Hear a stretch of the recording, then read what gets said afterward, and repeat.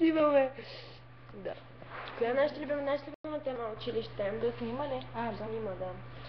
Най-любима тема на училище. Защо е любимата тема на училище? Защото в него научаваме нови неща и се сприятеляваме с нашите нови другарчета. Да. Моята любима тема за разговор е как всъщност правим грешки и после осъзнаваме колко са били тъпи и как сме могли да ги поправим, но сме изпуснали шанса да ги поправим. Направи същата тъпа грешка за втори път. Да. И сега си търпим последствията. Всъщност това е конкретно за един човек. Който няма да споменаваме. Който няма да споменаваме. Но да. Той без съвсигурно. Той без съвсигурно.